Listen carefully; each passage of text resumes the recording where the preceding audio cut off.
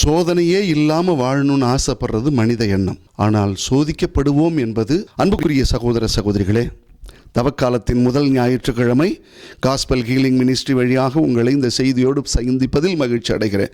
தயவுசெய்து இந்த செய்தியை பகிருங்கள், சப்ஸ்கிரைப் பண்ணுங்க, மற்றவர்களோடு பகிர்ந்து மற்றவர்களையும் சப்ஸ்கிரைப் பண்ண சொல்லுங்கள். சோதனை இல்லாமலே வாழ வேண்டும் என்று ஒவ்வொரு மனிதனும் ஆசைப்படுவது ஒரு கற்பனையான உலகத்திற்குள் வாழ்வது போல இருக்கும்.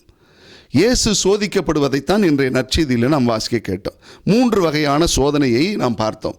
ஒன்று, இயேசுவினுடைய உடல் சார்ந்த சோதனை, கல்லை அப்பமாக மாற்றி சாப்பிட வேண்டும் என்கிற ஒரு சோதனை. 2வது சோதனை, கோவிலின் உச்சியிலிருந்து கீழே குதிக்க சொல்லி கடவுளை சோதிக்க வைக்கிற ஒரு சோதனையாக இருக்கும். 3வது ஒரு சோதனை, இந்த உலகத்தினுடைய அதிகாரம் சார்ந்த சோதனை. அதனால தான் எல்லாத்தையும் காட்டி என்னை நீ தண்டனிட்டு வணங்கினால் எல்லாவற்றுக்கும் உன்னை அதிகாரமாக்குவேன் என்கிற சோதனை. இந்த 3 வகையான சோதனையும் இயேசு சந்திக்கிறார். எப்பொழுது? 40 நாள் நோன்பு இருந்து 40 நாட்கள் பிறகு மலை உச்சியிலே பசி தாகத்தோடு பாலைவனத்திலே இயேசுவை சாத்தான் சோதிக்கிறான். இயேசு நினைச்சிருந்தா இந்த காரியத்தை எல்லாம் வெகு சுலபமாக செய்திருக்க முடியும்.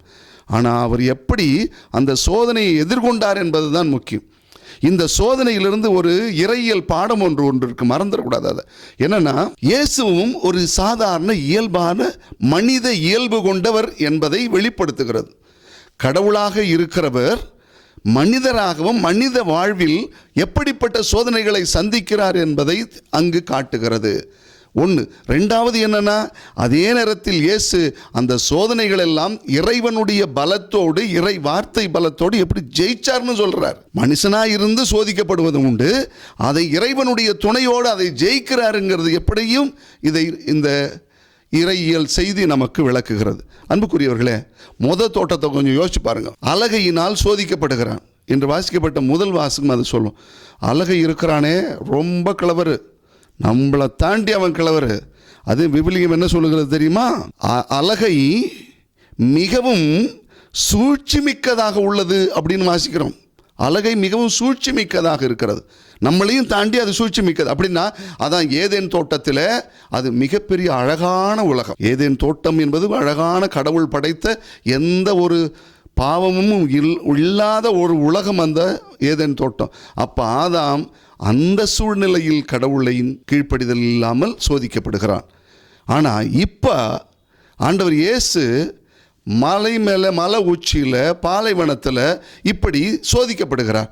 அந்த இடம், 2க்கும் இடமும் வித்தியாசம் இருக்குது. நல்லா வாழும்போதும் சோதிக்கப்படுற, இங்கே இருக்கும்போதும் சோதிக்கப்படுறார். அப்படி சோதிக்கப்படும் பொழுது இதை அவர் ஜெயிக்கிறார், புதிய ஆதாமாக அதை ஜெயிக்கிறார்.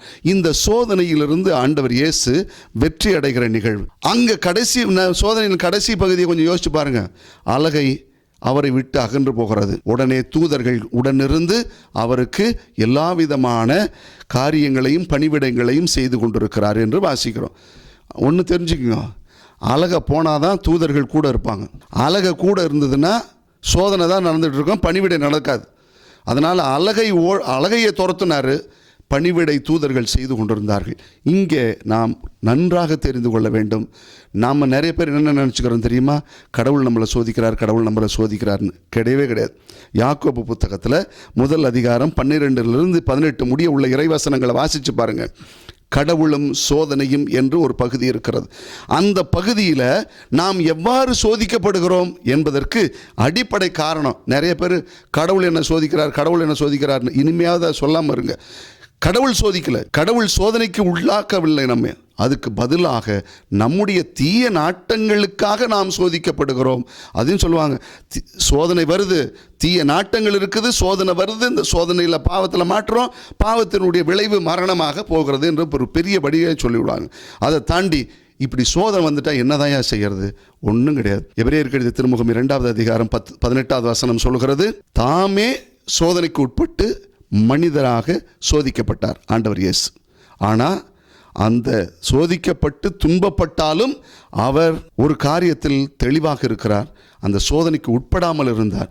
உட்படாமல் சோதனையை துன்பப்பட்டு ஜெயித்தவர் நமக்கு அந்த சோதனையிலிருந்து விடுபடுவதற்கு வழிகாட்டுவார். அதனால தான் நம்ம ஜெயிக்கிறோம். சோதனைக்கு உட்படாதபடி ஆண்டவரே நாங்கள் விழிப்பாய் வாழ எங்களுக்காக அருள் புரியும் என்று சொல்லி பரலோகத்து மந்திரத்தோடு சேர்ந்து வேண்டிக் கொள்வோம்.